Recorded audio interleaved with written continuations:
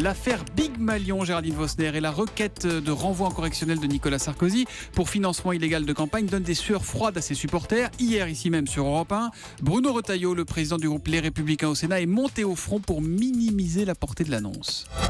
La plupart des mises en examen, souvent ça se traduit par des non-lieux finalement de l'innocence.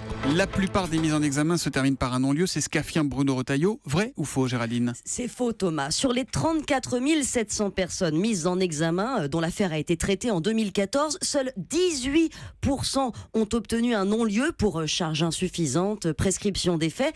Mais attention, non-lieu ne veut pas dire innocence. Si des faits nouveaux survenaient, ces affaires pourraient se rouvrir. Qu'en est-il de ceux qu'on a jugés, qui sont allés devant le tribunal?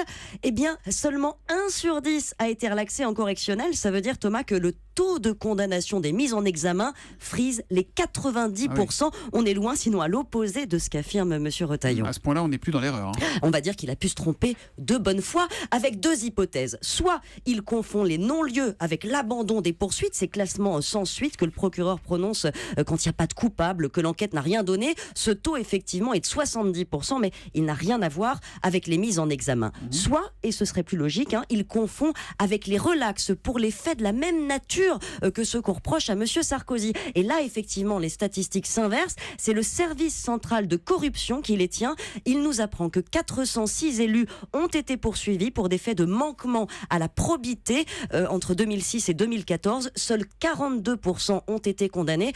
Mais attention, les affaires de financement de campagne sont si rares que les statistiques n'en tiennent pas compte. Sachez enfin que ces procédures sont longues, 5 à 6 ans en moyenne. Un quinquennat, vous voyez. Donc, M. Retailleau peut se rassurer, les foudres de la justice ne frapperont sans doute pas avant la prochaine présidentielle. Celle de 2022, donc. Voilà. Merci beaucoup.